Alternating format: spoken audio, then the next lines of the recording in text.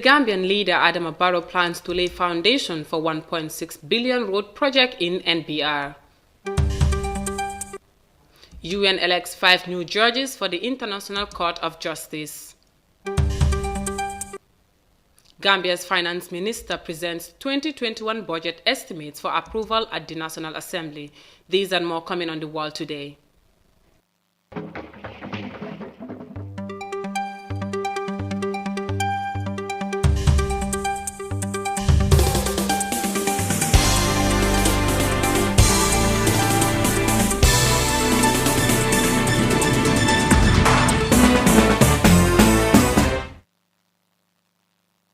Good evening, you're watching The World Today. My name is Sahna Tunkara, and now to our stories.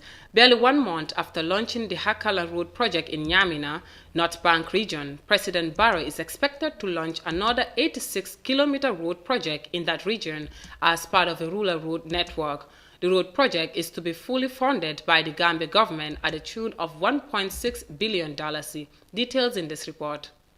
President Adama Barrow will on Saturday preside over the laying of a foundation stone for the construction of 86 kilometers roads at Ngen Sanjal in the North Bank region. The road project is expected to stimulate the provision of better and effective public service delivery, including agricultural extension that could encourage production.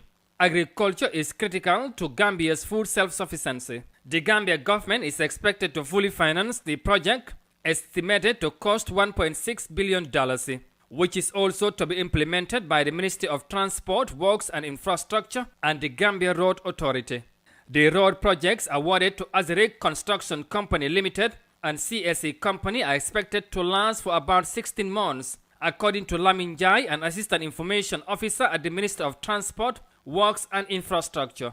The 38-kilometer road project linking Sabah Sukuto to Bambali, Sarakunda Tungen Sanjal will be constructed by Azeric Company Limited, while the CSE Company will be responsible for the construction of the 48-kilometer road between Kauru to Jimbala, Kauru to Ker Ulde and Kauru to Janekunda to the Senegalese border village of Kerchendu. When completed, the road projects would be an important addition to the national secondary roads network. It is expected to improve rural-urban connectivity and push towards the attainment of a one-city state. Meanwhile, the meeting will continue on Monday, 16th November at Kerjibit in Upper Saloon. Reporting for Africa News, I am Amadou Kante. The Gambian leader is expected to lay the foundation for the construction of the 1.6 billion road project in NBR. Now, after 2 days of voting, the UN General Assembly and Secretary Council have selected 5 new members to the International Court of Justice, the ICJ. The Hague base, which is also known as the World Court, is the principal judicial organ of the United Nations. Details in this report. This announcement was made by the General Assembly President Volkan Bozkır after receiving a letter from the President of the Security Council, the permanent representative of St. Vincent, among others. The judges of the International Court of Justice are elected by both the General Assembly, where all the 193 UN member states are represented, and the 15-member Security Council. While announcing the newly elected judges, the General Assembly President said the voting has taken place independently. As a result of the voting which has taken place independently in the General Assembly and the Security Council, the following 5 candidates have obtained an absolute majority in both bodies: Iwasawa Juji, Japan; Georg Nolte, Germany; Yulia Sabatunde, Uganda; Peter Tomka, Slovakia; and Han Kin-shu, China. They are therefore duly elected members of the International Court of Justice to serve for a 9-year term commencing 6th of February 2021. Candidates are required to obtain an absolute majority of votes in both chambers, that is 97 in the General Assembly and 8 in the Security Council. 5 seats come up for election every 3 years, and there is no bar on consecutive terms. Judges are chosen on the basis of their qualifications, not their nationality, but no 2 judges can be from the same country. Effort is also taken to ensure that the principal legal systems of the world are reflected in the composition of the court. The ICJ is composed of 15 judges and settles legal disputes between states, in addition to providing UN entities with advisory opinions on legal matters. Located in The Hague, the court is one of the 6 principal organs of the UN and the only one not situated in New York. For iAfrica News, I am Juldenjai Suare. 5 new judges have been elected for the International Court of Justice, and from that report by Juldenjai Suare, the newly elected National Assembly member for Nyamina West has been sworn in on Thursday. Biram Sow of the National People's Party defeated Jora Jallow of the Gambia Democratic Congress in the November 7th by-election in the Central River region by 910 votes. Honorable Sow was sworn in at the National Assembly building in Banjul. Now, from that, the Department of Agriculture has recently appointed 57 new staff as village extension workers to be deployed throughout the country, according to a government briefing on Friday. The appointments are expected to give a boost for an effective extension delivery system. Aissatou Tambandour tells us more. The appointment of the new agri-extension workers is in line with a new developed extension policy by the Ministry of Agriculture. Currently, there are few agriculture extension workers in the field, and this directly affects farmers' capacity to increase food production and productivity. On Friday, the Minister of Information, Ibrahim Silla, who regularly leads the weekly government briefing, told journalists that farmers will have appropriate advice as a result of the appointment. This move is to reduce the farmer extension worker ratio so that smallholder farmers would have close interactions with agricultural field extension workers for appropriate advice and support to improve agriculture in the Gambia. According to Silla, the lack of agriculture extension workers in the Gambia has affected farmers' capacity to increase food production and productivity. The field officers receive training ahead of their development in rural areas. Before their deployment in the field, the appointed extension workers underwent 3 induction training to prepare them in the areas of code of conduct, general orders, and civil service process and procedures of the Gambia. In another development, the Department of Water Resources, with financial support from ECOWAS, has established the National Framework of Climate Services. It is meant to provide accurate and timely information on seasonal weather and long-term climate prediction to local farmers, rural communities, business and policy makers. 40 Gambians have received postgraduate diploma level training from the University of the Gambia to enhance the implementation of the National Framework of Climate Services. Reporting for iAfrica News, I am Aissatou Tambandour. From that report by Aissatou Tambandour, we will go with a short commercial break and continue with the rest of our stories. Stay tuned.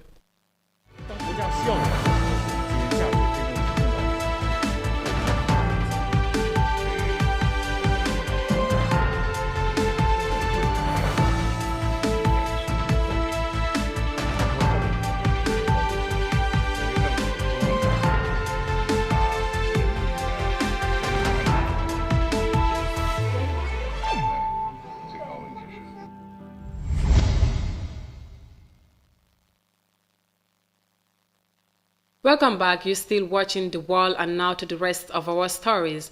The Finance Minister, Mamboure Njie, on Thursday presented to lawmakers in Banjul a motion for the approval of the estimated revenue and expenditure for the fiscal year 2021. Mariama Cham has more. The economy of the Gambia suffers a huge setback during the pandemic as key revenue-generating sectors were closed due to the coronavirus pandemic. The Gambia's lockdown measures like the closure of land, sea and air borders likely affected the country's economic growth rate, according to the finance minister. The smaller growth projections for the Gambia are also based on the shocks associated with the closure of all the points of entry, notably the airport and the land borders, the lack of tourism-related activities which have collectively crippled the tourism sector and stifle economic activities throughout the country. In essence, domestic growth rates for 2021 have been revised downwards from 6.3% to negative 1.5%, with an anticipated 3% of GDP loss in tax revenue for the fiscal year. Meanwhile, Mahmoud Njai assures that the 2021 budget will help the economy to recover from the clutches of the pandemic by supporting sectors of the country. While striving for equilibrium and avoiding dislocation within our fiscal space, the 2021 budget aims to stimulate economic recovery through practical and tangible support to all sectors of the economy. The budget also reaffirms our national commitment to leave no one behind by enhancing our social protection response programs. As earlier mentioned, the 2021 budget will place emphasis on social service delivery. The Gambia's total revenue and grants for 2021 is estimated to grow by 5%. Mahmoud Njai explains. Honorable Speaker, total revenues and grants in 2021 is projected to reach $25.76 billion, that is equivalent to $498.3 million, which represents a minimal growth of 5% over the 2021 figure of $24.4 billion, that's equivalent to $471.9 million. This increment is mainly attributed to project grants projected to come from our development partners, which is expected to reach $8.8 billion, that's equivalent to $170.2 million. Lawmakers are expected to debate on the 2021 budget estimates and subject it to various stages of scrutiny and possible cuts before it is approved. Reporting for iAfrica News, I am Mariama Cham. The Gambia's Finance Minister Mahmoud Njai presents the 2021 estimated budget for approval at the National Assembly. Now, with the COVID-19 pandemic, the domestic growth rate for 2021 has been reversed downwards from 6.33 to negative 1.5.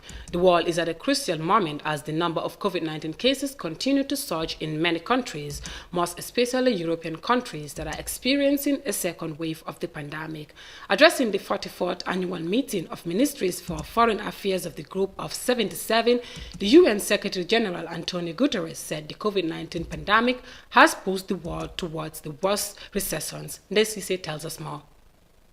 During the first wave of the pandemic, many countries seem to have put the virus under control, but as people started ignoring the health guidelines, the resurgence in cases started to increase, especially in Europe, which is said to have entered the second wave of the pandemic. During the 44th annual meeting of Ministers for Foreign Affairs and Group of 77, Secretary General Antonio Guterres said the COVID-19 pandemic has pushed the world to the worst recessions in modern times and have devastating effects on the vulnerable countries. Guterres called for unity and equality as progress has been made over recent decades in eradicating poverty and hunger.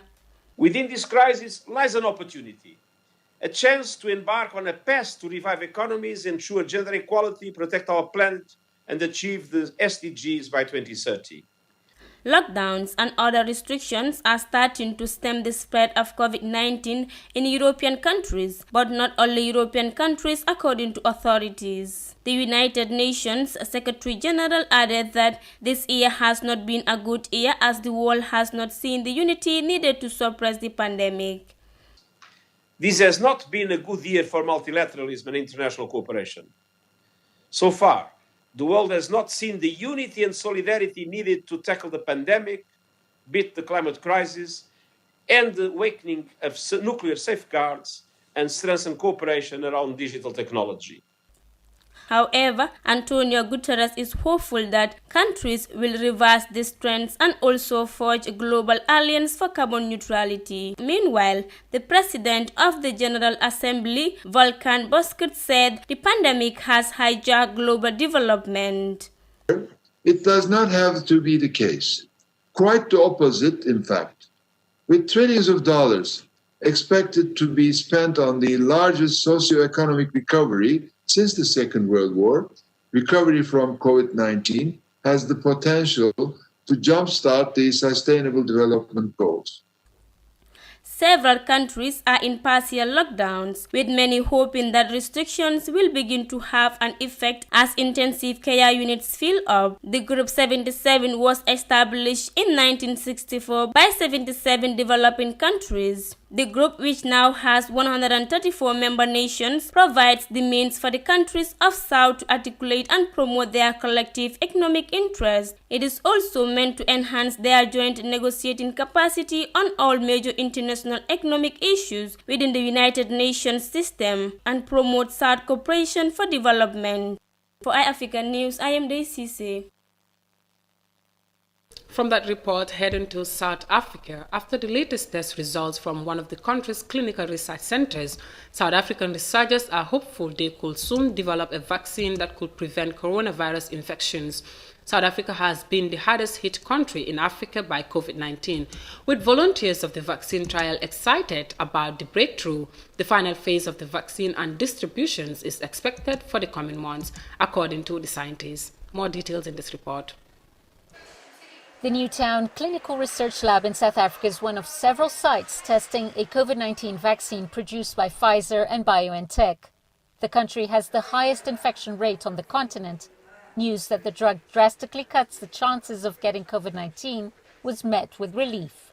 I am very excited that I've exposed some of our patients to a potential vaccine to this pandemic. We're seeing a second peak taking place in certain areas in the world, and we are worried about a second peak taking place in South Africa in particular. And it creates a lot of hope that a vaccine that will prevent this infection is imminent. 800 people have formed part of the trial. Despite being apprehensive at first, volunteers here are now upbeat. I'm very, very, very happy that it's going to help us. Maybe the world is going to go back to normal again. The death rate, maybe it will cease a bit because people are dying. It wasn't fun because we've lost families, we've lost friends, we've lost loved ones, our brothers, our sisters. It was very much hectic and painful. The vaccine has so far proven to be safe, but research is ongoing. In terms of compiling a full set of data that you can submit to the regulators to say, yes, this product is safe, we're a few weeks away from that. In the next couple of months, as more data comes out, exactly how effective it is in those with HIV, in those who have had previous COVID infections, how long immunity lasts. Pfizer and BioNTech are preparing to produce over 1.3 billion doses over the next year.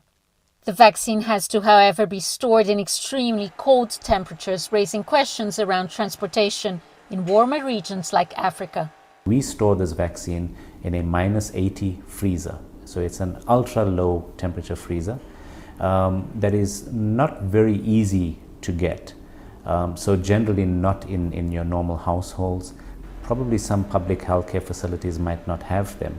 But with that, the next statement has got to do with how people can improve on products to make them more accessible.